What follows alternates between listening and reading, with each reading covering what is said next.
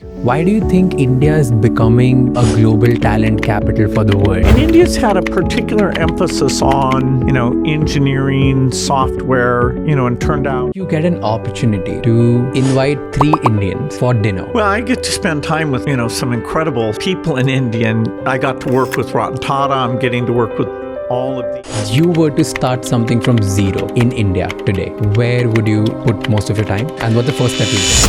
The most powerful men in the world. Bill Gates has unleashed a technological revolution that has changed our lives. Today, I want you to see this episode from a lens of a 20-year-old sitting with Bill Gates and figuring out what goes on in his brain. This episode is truly special because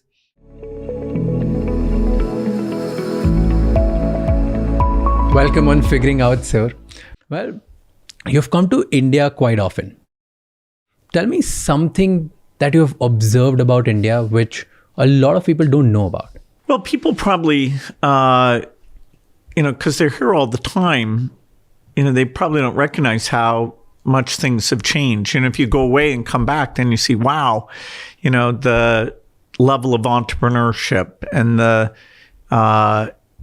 amount of innovation that's actually taking place here, it's pretty fantastic. And, for the foundation, we've been here originally because a lot of the health challenges were here, and we still care a lot about that. But now a lot of our invention is being done here, whether it's vaccines, obviously, we have some incredible partnerships, but it's broadening to, better seeds, better diagnostics, the ways that we can use AI for health or education.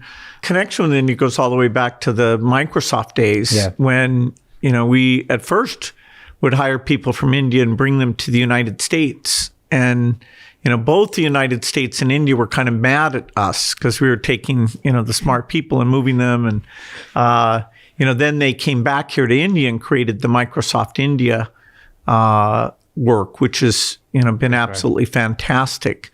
So, up until the year 2000, I mainly knew the tech scene. So, a lot of Bangalore, Hyderabad, seeing the country more broadly, that's in my foundation work. So, Bihar, UP, seeing, where we could partner and help with things.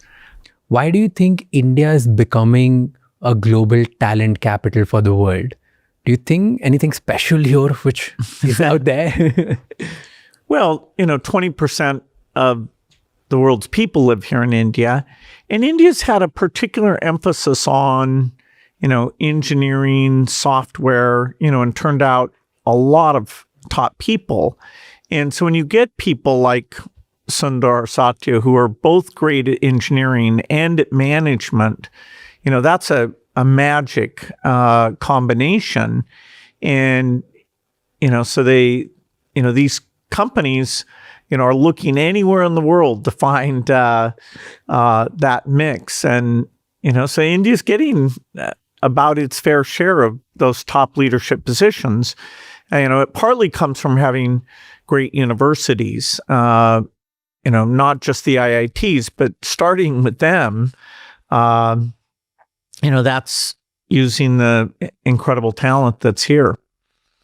And you believe that all the money that rich people have, or like people who have made wealth for themselves, they should use it for charity work. They should pledge it. In India, usually a lot of people believe that as parents, it's their duty to save everything for their kids, for the inheritance, right? Like the kids will get everything. What do you think is the right mindset? Using all the money for pledging and giving it back to the society, or giving it to the children? Well, I think, everybody gets to decide on that. In my case, my kids got a great upbringing and education, but, less than 1% of the total wealth, because I decided it wouldn't be a favor to them it's not a dynasty. I'm not asking them to run Microsoft. I want to give them a chance to have their own earnings and success, be significant and not overshadowed by the incredible luck and good fortune I had. And different families see that differently. I think the people who've made fortunes from technology are less dynastic, and so they'll even take their capital and give a lot of that away. You can have a view of giving away your capital or just giving away your earnings. And of course, I love all philanthropy, but the tech sector is probably the most aggressive about giving most of it away. If you get an opportunity to invite 3 Indians for dinner, dead or alive, who would they be? Well, I get to spend time with, some incredible people in India. And, I get time with the Prime Minister and understand his vision. I get to meet, there was a great scientist, Raj Bhan, who created the Department of Biotechnology. There was a mathematician, Ramanujan, who I would have loved to have met him, because he was almost mysterious how he was so genius at what he was able to do. I got to work with Ratan Tata. I'm getting to work with all of the amazing philanthropists and a lot of the innovators here. We had a great 25th. If you were to start something from zero in India today, where would you put most of your time? And what's the first step you'll take? Well, you'd mostly start a company because you think you enjoy working on something and you think you have a world-class understanding of, a unique contribution. For me, that was software. For this day and age, if you think you understand, fusion, that's great. If you're successful, which that's risky, you could really improve the world. AI is sort of today's equivalent of what I did when I was young, to see, wow, the possibilities are unlimited.